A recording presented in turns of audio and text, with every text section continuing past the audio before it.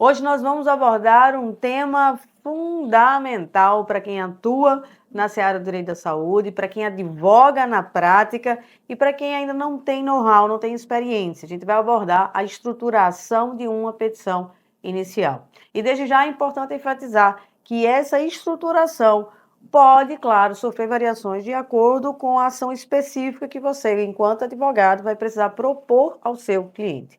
Afinal, o produto jurídico é ofertado ao cliente, seja um pedido de negativa de cobertura de medicamento, de reembolso, de tratamento, de reajuste, de cirurgia, ou até mesmo a obtenção de determinados tratamentos mais contínuos, influencia diretamente na maneira e principalmente na estrutura de como o advogado vai organizar a sua petição.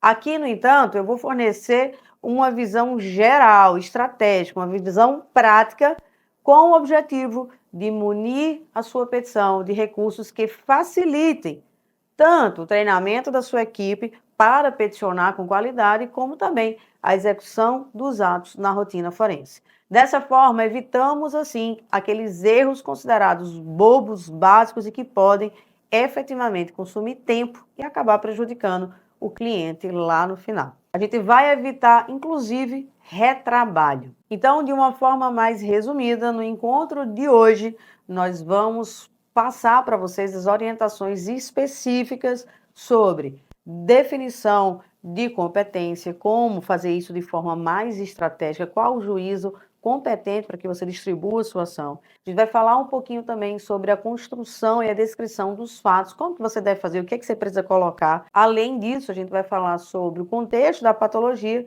e as principais teses genéricas e específicas que podem e devem ser utilizadas dentro da sua petição inicial na saúde suplementar. E, claro, os pedidos que precisam ser formulados para garantir uma maior efetividade ao seu pedido. Esses são apenas alguns dos vários pontos que nós vamos abordar aqui ao longo das nossas aulas sobre a estruturação da petição inicial na saúde suplementar. Se você compreender bem tudo que vai ser passado aqui, as orientações, e conseguir aplicá-las no seu dia a dia, você terá uma base muito sólida para lidar com as variadas demandas que a saúde suplementar nos apresenta. E vai também conseguir treinar melhor a sua equipe. Vamos então iniciar a nossa jornada prática de conhecimento, aprofundando aqui o que de fato precisa ser visto, sem muita enrolação, direto ao ponto que você precisa saber como advogado para peticionar bem, dando segurança ao seu cliente. Tá bom? Então, nós vamos começar falando sobre a competência. Esse é um aspecto fundamental, que embora possa parecer simples e bobo, ele gera muitas dúvidas na prática. E se não for feito da forma que tem que fazer, gera um retrabalho absurdo. Quando falamos em ações de saúde suplementar, a escolha do foro competente, ou seja, da onde você vai distribuir a sua ação, sofre variações consideráveis de acordo com as regras de cada tribunal. Por que eu estou te falando isso? Porque a prática revela diferença na teoria. Na prática, existem tribunais que possuem ali várias especializadas em direito da saúde, por exemplo. Então, quando você tem uma demanda contra o plano de saúde, você tem que distribuir nessa vara. Existem outras varas que têm ali a competência especializada em direito consumidor. E tirando os planos de autogestão, a maioria das demandas na saúde suplementar se enquadram nesse caso. Existem tribunais que apenas as varas cíveis são competentes para receber e julgar as ações envolvendo o plano de saúde.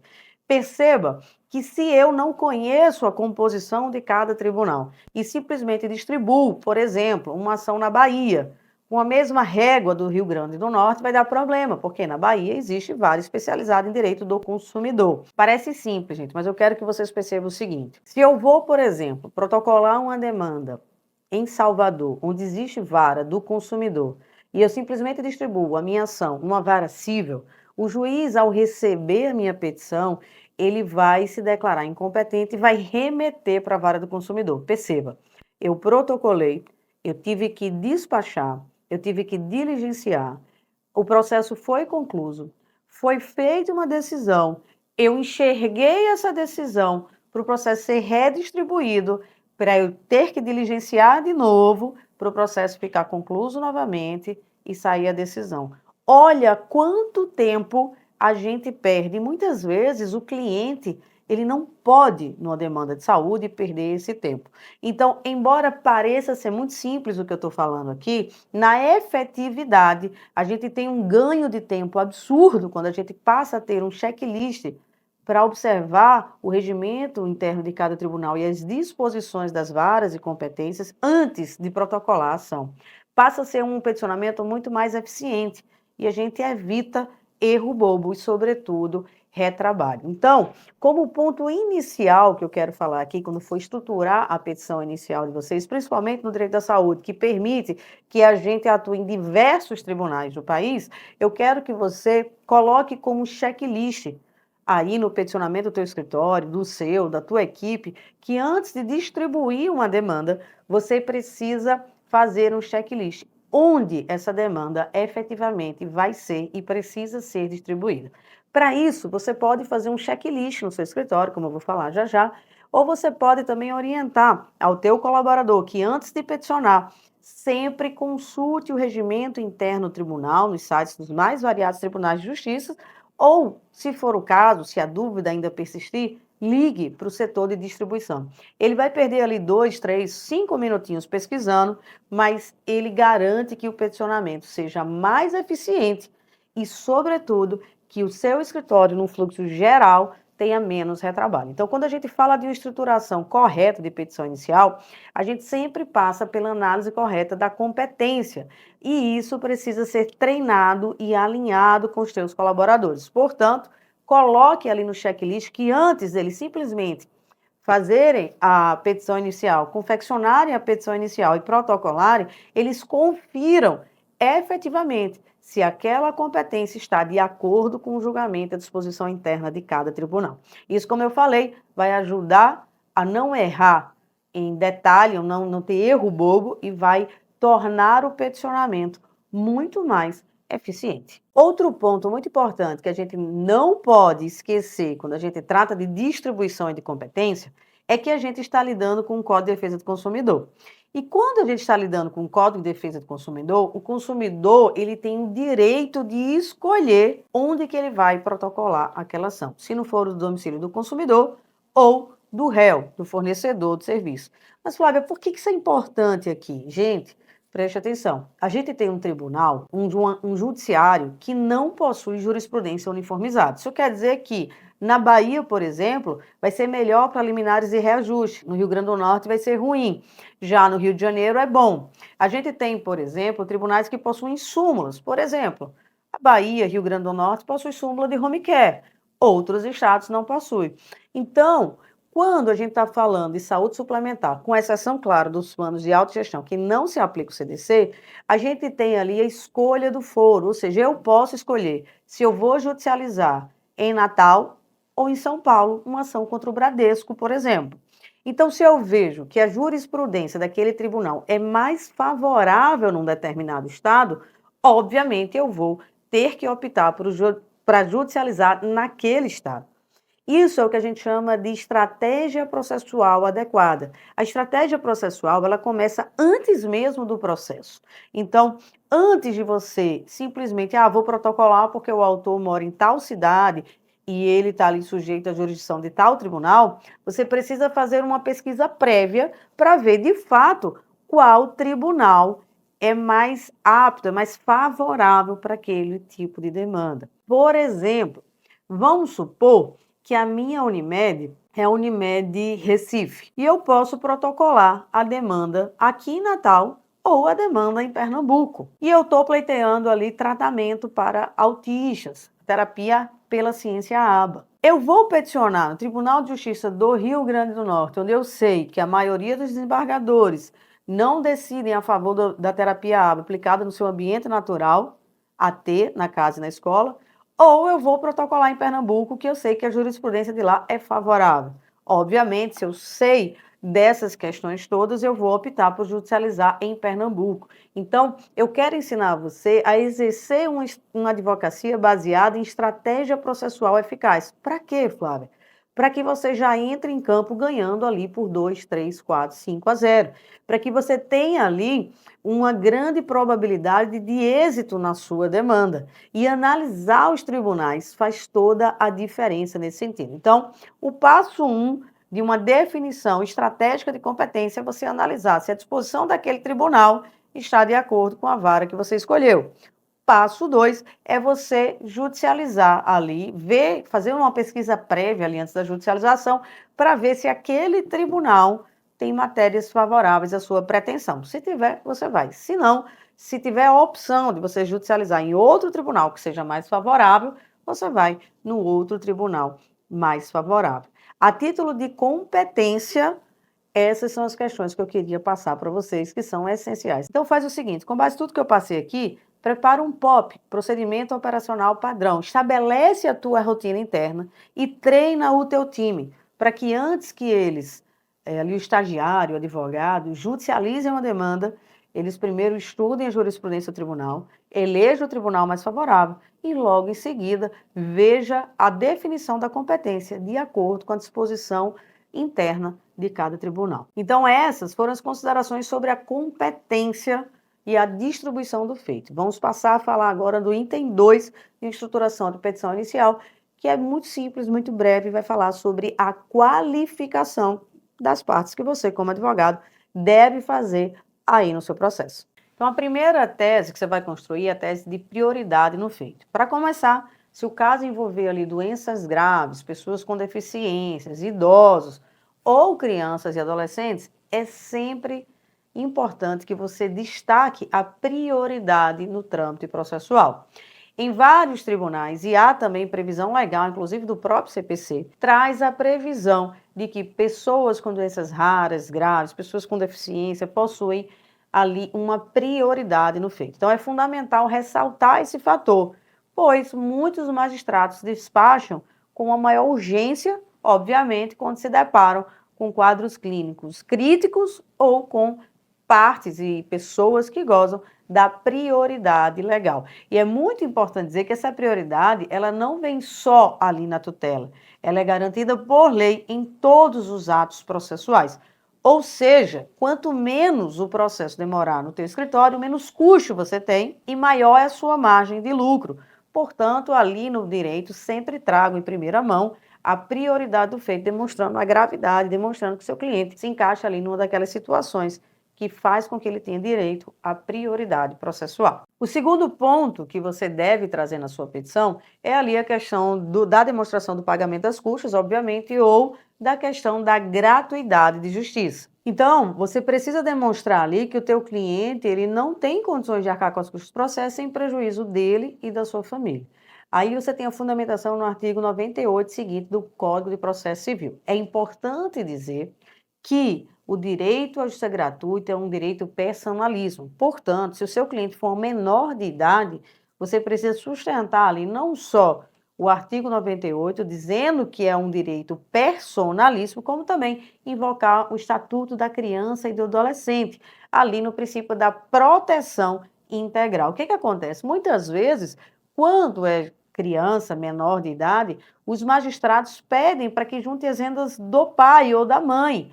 Mas o benefício da justiça gratuita, ele é um direito personalíssimo, por razões óbvias, a criança é hipossuficiente. Portanto, você deve alegar ali que a renda do pai é indiferente, porque ele não é parte do processo, ele está ali figurando como mero representante legal da criança, que obviamente não tem condições de pagar as custas do processo. Então, mencione que muitas vezes a própria urgência do tratamento sugere ali a incapacidade financeira de enfrentar duas frentes de despesas. Uma, os custos médicos com tratamento, né, que pode ser elevadíssimos, inclusive, e segundo, as custas processuais. Assim, solicitar a gratuidade de justiça não é apenas um direito, mas também, muitas vezes, é uma necessidade real do paciente para garantir a devida prestação jurisdicional. A terceira tese do direito que a gente pode trazer ali é a demonstração da aplicação do CDC, do Código de Defesa do Consumidor.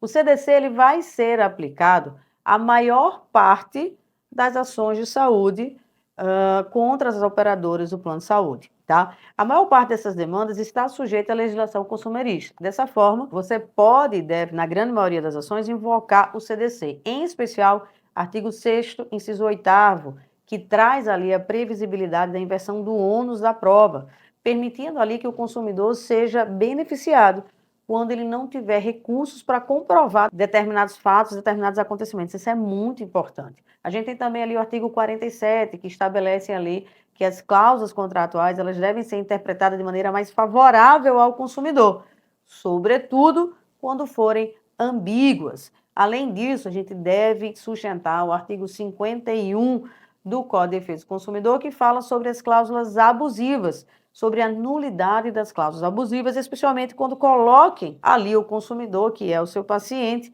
em situação vulnerável, em situação de grande desvantagem processual. Esse artigo também aplica-se quando essas cláusulas contrariam a boa-fé e a equidade. E qual é a exceção? Quando você não vai poder usar o CDC. São os planos de autogestão, que a gente já explicou para vocês o que é. Nesses casos, embora não se aplique o Código de Defesa do Consumidor, porque são relações que, em tese, não têm finalidade de lucro, você aplica ali o Código Civil. E você, no Código Civil, pode também ali trazer elementos que demonstrem a hipossuficiência da parte, aquela peculiaridade. Você precisa também entender que no Código Civil, você vai ali argumentar, por exemplo, as questões contratuais. Veja, um cliente, quando ele assina um contrato, é um contrato de adesão.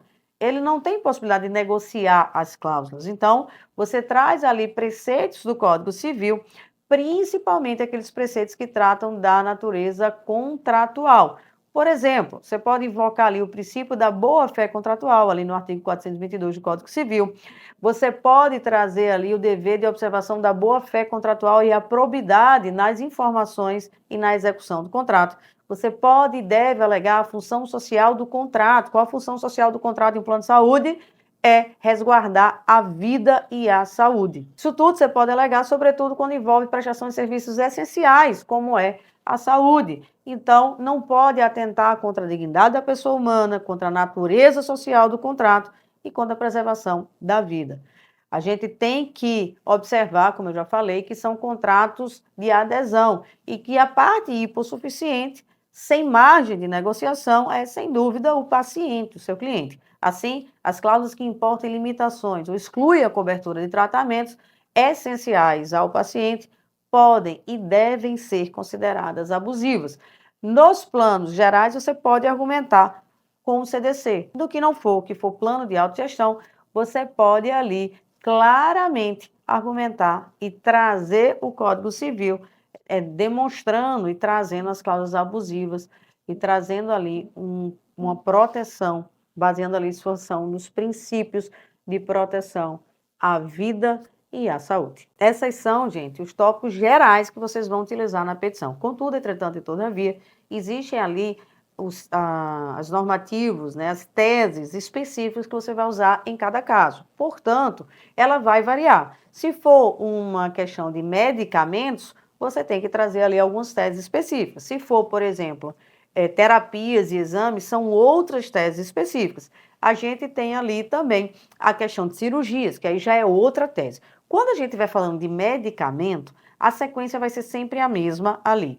Primeiro, você traz a demonstração de que aquele medicamento é registrado na Anvisa, se ele for, claro.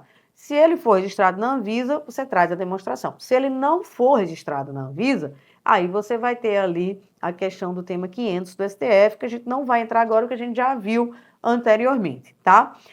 A segunda tese, se sua ação for de medicamento, ela vai ser sobre a demonstração de que aquele medicamento está no rol da ANS. Por quê? Porque a própria lei dos planos de saúde fala que os medicamentos que estão no rol da ANS, independente do seu regime, né, de aplicação, se ambulatorial, se domiciliar, se hospitalar, eles são ali custeados pelo plano de saúde. Então, primeiro eu mostro que ele é registrado na Anvisa, segundo passo eu mostro ali que ele está efetivamente no rol da ANS e eu diminuo qualquer argumento por parte do plano de saúde. Se o seu medicamento, se o medicamento pleiteado não estiver no rol da ANS, aí você precisa invocar duas teses. A tese estabelecida na Lei 14.454/22, em que você tem que demonstrar a essencialidade do medicamento, a questão da eficácia do medicamento, a imprescindibilidade do medicamento, a ausência ali de substituto terapêutico, e você traz cada incisozinho ali como um subtópico.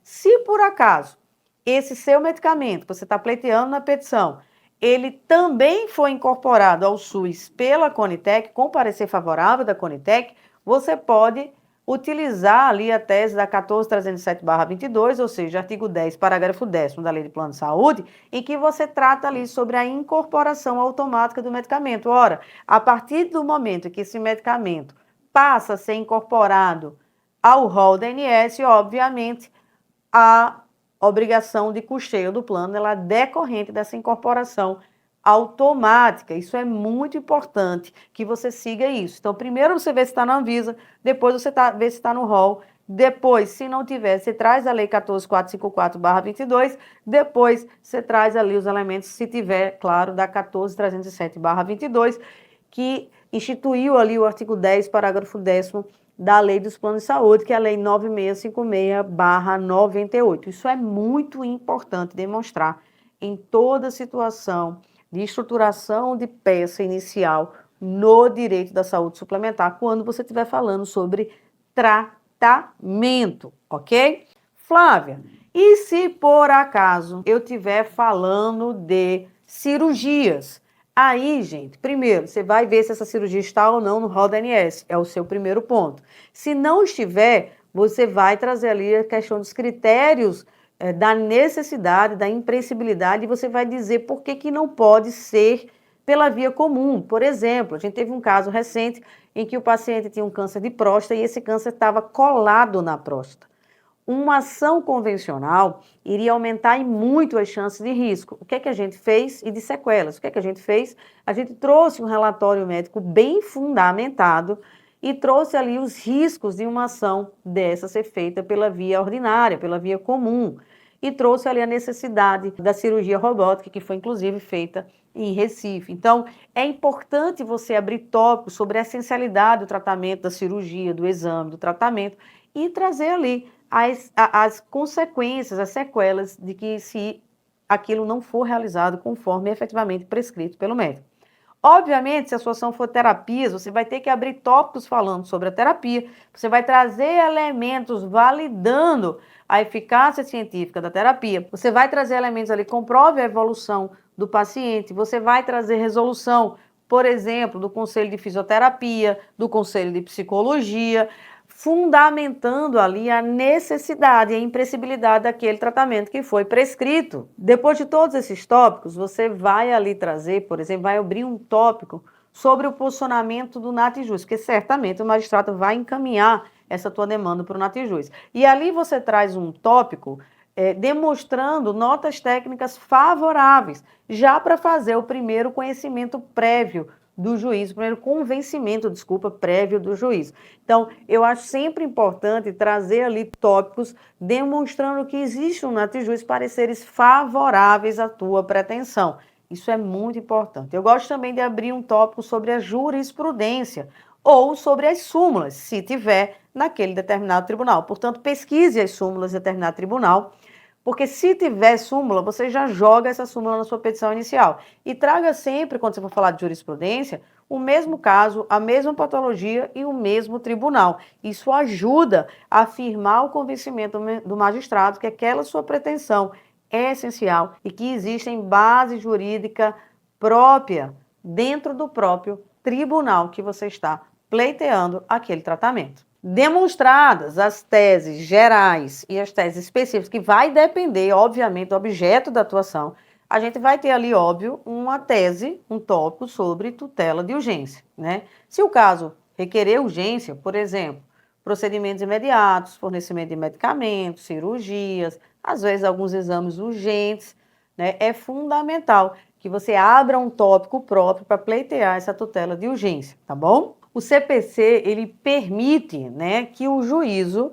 conceda liminarmente a sua pretensão quando houver elementos que evidenciem ali a probabilidade do bom direito e também o perigo do dano ou risco de resultado útil ao processo. Esses elementos estão definidos ali no artigo 300 do CPC. Então, quando você for fazer sua tese, chame atenção também sobre a reversibilidade da medida, o que vai fazer com que o juiz fique mais tranquilo na hora de dar a decisão, né? Veja, uma eventual cobrança em cada improcedência, que você tem meios ali para rebater e vai ser objeto de aula específica, ela pode ser feita, mas a perda da vida não. Então, você argumente isso também no tópico da sua tutela de urgência, ok? Então, você vai precisar demonstrar ali o bom direito que você demonstra com as teses de que está no rol da ANS, de que o medicamento é imprescindível, a Lei 14.454/22, 14.307/22, o relatório médico, tudo isso você vai ali trazer o bom direito. E você traz ali o risco baseado no próprio relatório médico do paciente, no entendimento daquela patologia, nos riscos daquilo ali, nos riscos do tratamento, se não for feito efetivamente conforme a prescrição médica, ok? Esse tópico, gente, da tutela de urgência, a demonstração do bom direito e do risco, ele deve ser feito com cautela, de maneira clara, objetiva, numa narrativa persuasiva, com gatilhos mentais de convencimento. Você deve demonstrar ali todo o sofrimento da parte, o risco que ela traz, que uma sequela ali pode ser irreversível, que você está lidando com a vida do paciente, com a saúde.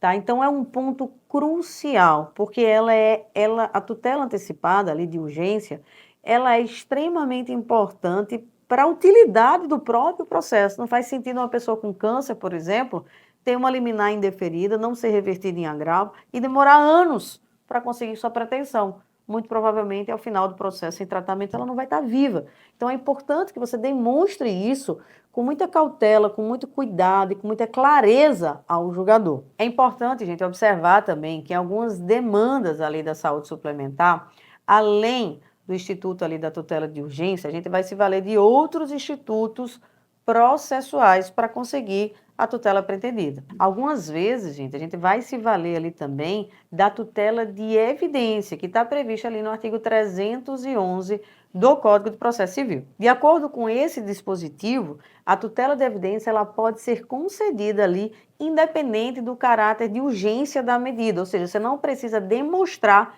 o perigo de dano ou risco ao resultado útil do processo, desde que preenchidos, claros, alguns requisitos legais, né? Então, só para contextualizar, o artigo 311 do CPC, ele traz ali as hipóteses em que a tutela de evidência se mostra cabível. O que você precisa demonstrar? Quais são essas hipóteses? Quando ficar caracterizado o abuso de direito de defesa ou o manifesto protelatório da parte, é uma situação. 2, que é uma situação importante aqui, quando as alegações de fato puderem ser comprovadas por apenas provas documentais e aí não é ou, é e, houver uma tese firmada em julgamento de casos repetitivos ou súmula vinculante. E o terceiro ponto, quando se tratar de um pedido repersecutório fundado ali em prova documental, adequada ao contrato de depósito, né? Caso em que será decretada a ordem de entrega de determinado objeto, por exemplo. Mas o que importa para a gente é o segundo inciso, ou seja, quando a gente tem ali a matéria normalmente documentada por prova documental, que, por exemplo, uma ação de reparadora é inconteste, e quando a gente tem ali a fixação do tema repetitivo, que é o caso, por exemplo, do custeio das cirurgias plásticas pelos planos de saúde. Então, nesse caso, você vai demonstrar ali na sua petição inicial, você vai abrir um tópico específico demonstrando os requisitos que autorizem a tutela de evidência. E por que isso é tão importante? Porque normalmente os casos de reparadoras têm a tutela negada dizendo que falta urgência. Então, se você traz ali uma tutela de evidência, você acelera o resultado útil do processo e você coloca ali o seu cliente numa vantagem processual, tendo acesso ao tratamento. Então, gente, essas ações ali, especialmente cirurgias plásticas reparadoras, ganham uma sistemática, um instrumento processual importante. E você, como advogado especialista em saúde, deve utilizar ali, saber manusear todos os instrumentos processuais para obtenção da tutela, seja ela uma tutela de urgência, onde a gente vai basear ali o periculum in mora, o bom direito, tudo certinho, seja ela a tutela de evidência. Essa tutela da evidência, pouco utilizada pelos advogados, pode ser a via adequada para que você consiga, de forma antecipada, a tutela que seu cliente tanto necessita. Então, ao fazer o seu pedido de tutela, capriche, traga ali de forma clara, evidente, coesa, bem fundamentada, porque ela vai ser ali a peça-chave do teu peticionamento. A depender do tribunal que você esteja judicializando, é importante também ter um peticionamento ali, um tópico sobre o dano moral. Detalhe, na região sul do país nem sempre se dá dano moral. Então tenha cautela ao inserir esse tópico na sua petição. Contudo, na maior parte dos tribunais, tem se concedido dano moral pela negativa abusiva do plano de saúde, sendo considerada dano in re ipsa. Então, quando você for requerer o dano moral, não se esqueça de fundamentar o pedido da indenização, né? Você vai justificar ali a recusa indevida da operadora, o ato ilícito, você vai justificar ali uma questão de ato contrário à natureza do contrato, à função social do contrato, tá? Que na situação de maior vulnerabilidade, com maior risco, aí você demonstra todos os abalos ali, houve uma negativa, o que atenta contra a dignidade psíquica do paciente e muitas vezes física também. Nesse sentido, a jurisprudência local ou as súmulas de determinado tribunal que reconhece esse dano moral é muito importante, né? Esse dano moral normalmente é decorrente ali do agravamento da condição de saúde do paciente, da violação à saúde psíquica, moral, física.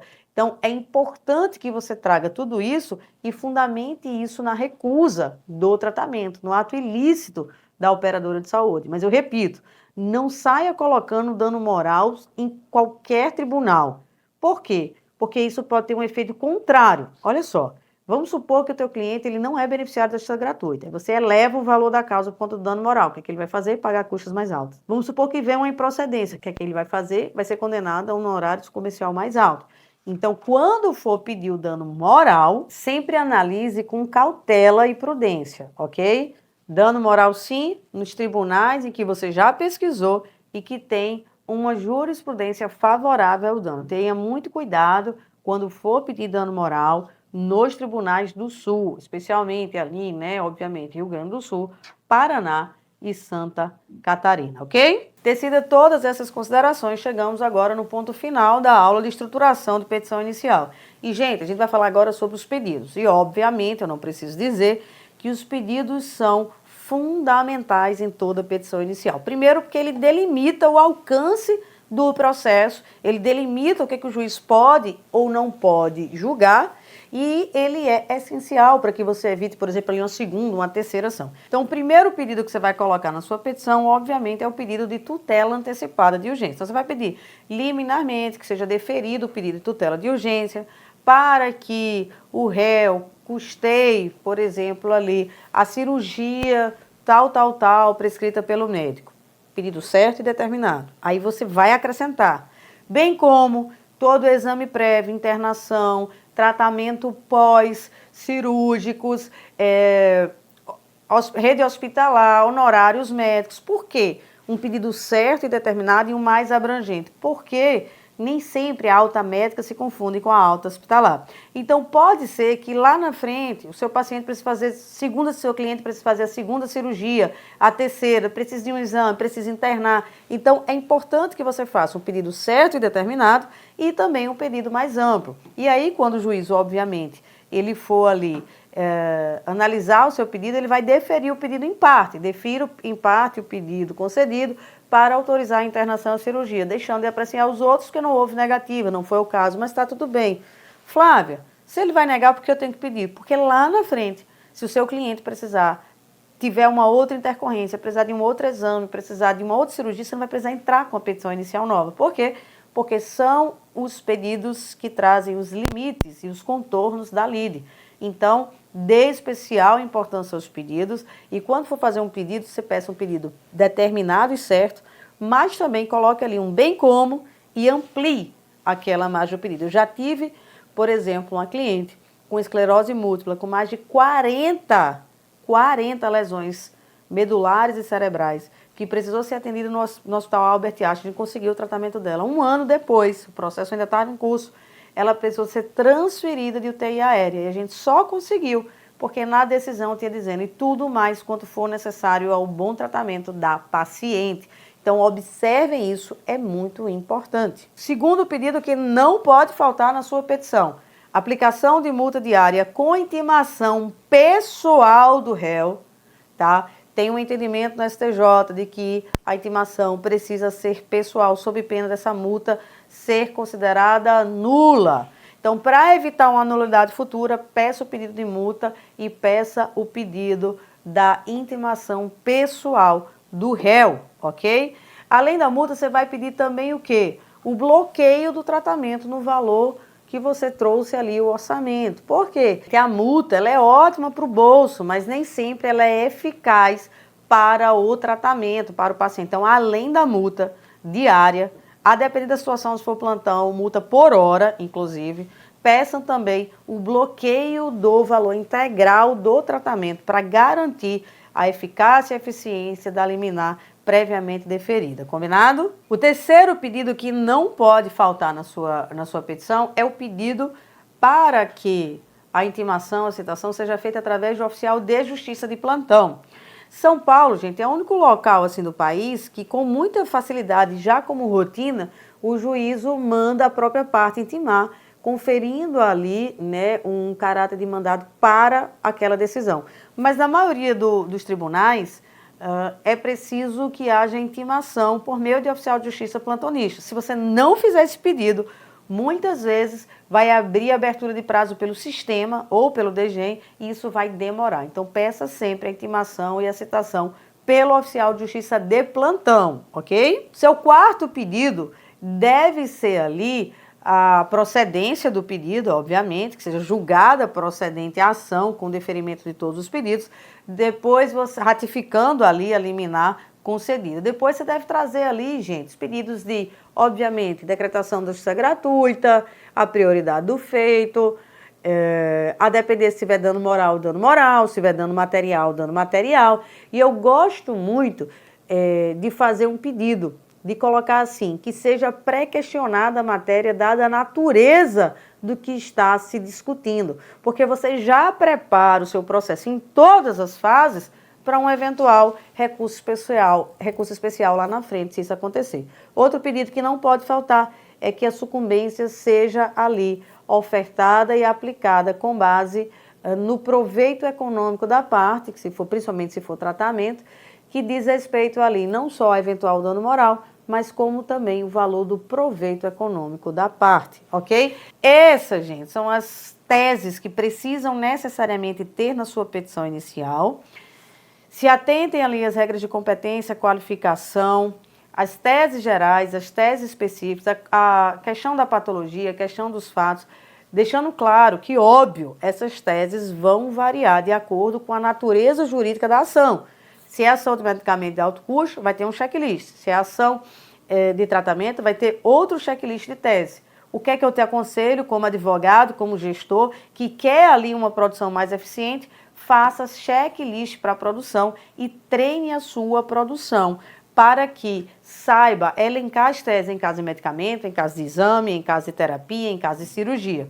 Treinamento de direito material, sobretudo de direito processual.